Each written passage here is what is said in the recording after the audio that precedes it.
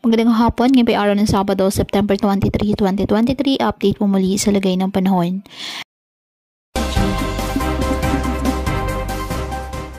Sa kasalukuyan, ayon po sa pag-asa, dalawang low pressure area ang minomonitor sa loob po ng ating Philippine Area of Responsibility.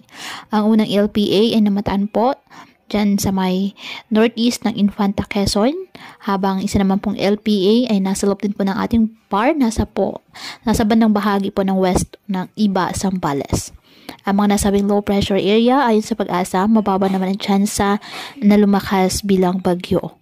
Ulit patuloy po natin na i-monitor dahil posible pa rin ito na magbago. Nagpapaulan na po silang bahagi ng ating bansa ang mga nasabing sama ng panahon.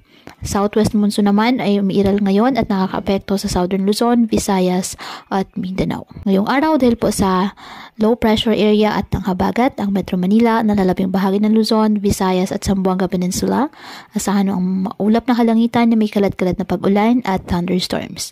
Ang nalalabing bahagi ng Mindanao, bahagyang maulap ng sa maulap na halangitan with isolated rain showers or thunderstorms dahil po sa habagat at localized thunderstorms. Kaya pinapayuhan ng ating mga kababayan na maging maingat po sa mga posibilidad ng pagbaha at pagguho ng lupa, lalo na po kapag may malalakas na ulan, at ugaliin na magdala palagi ng payong o kahit anong panangga sa ulan o kahit naman sa init ng araw kapag lalabas po ng ating mga tahanan. At yan po muna ang update sa lagay ng panahon ngayong araw. Muli patuloy po tayo na mag-ingat at palaging tandaan, God loves you. Stay safe and God bless.